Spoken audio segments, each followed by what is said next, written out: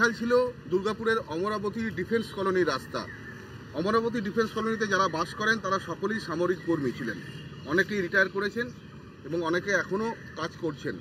তারা বারবার আসানসোল দুর্গাপুর উন্নয়ন পর্ষদের কাছে আবেদন করেছিলেন তাদের এই রাস্তা সারাই করে দেওয়া হোক। 6 বছর আগে আসানসোল দুর্গাপুর উন্নয়ন পর্ষদ এই রাস্তাটা করে দিয়েছিলেন, কিন্তু তারপরে আবারও এই রাস্তা ভেঙে চুরে এমনই খারাপ অবস্থায় দাঁড়ায় প্রায় দিনই ঘটছিল দুর্ঘটনা। এবং এরপরে আসানসোল দুর্গাপুর উন্নয়ন পর্ষদ আবারও দুর্গাপুরের অমরাবতী ডিফেন্স কলোনির রাস্তা তৈরি করতে উদ্যোগ নিয়েছেন। বিটুমিনাস কাজের শুভারম্ভ হচ্ছে, প্রায় 39 লক্ষ টাকার মতো খরচা হবে।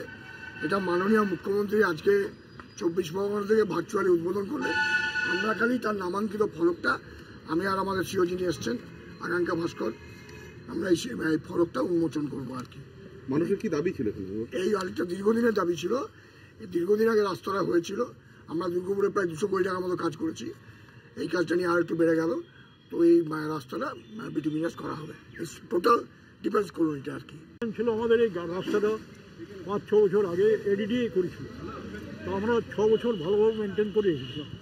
তারপরে মন্ত্রী প্রদীপ মজুমদারকে আমরা রিকোয়েস্ট করি, উনি আবার এডিডিএ চেয়ারম্যানকে অনুরোধ করেন, তারপরে এটা নবান্নর থেকে টাকা স্যাংশন হয়ে তারপরে এসেছে। আপনার এখানে কতজন বাসিন্দা থাকেন? এখানে 247টা ঘর আছে, 248টা বাড়ি আছে। আপনারা সবাই কি ডিফেন্সে চাকরি করতেন? সব ডিফেন্সের বিভিন্ন। হ্যাঁ, এখন একটা বাইরে যেমন করে কিছু কিছু লোক ভিতরে ঢুকছেন, মূলত ডিফেন্স কলোনি। Defence colony. তিনি আবারও এই রাস্তা নতুন করে সারাই করে দিচ্ছেন এবং তার জন্য খরচ হচ্ছে বেশ কয়েক লক্ষ টাকা। এবং এই রাস্তা সারাইয়ের ফলে খুশি এই এলাকার বাসিন্দারা এবং তারা সাধুবাদ জানিয়েছেন আসানসোল দুর্গাপুর উন্নয়ন পর্ষদকে।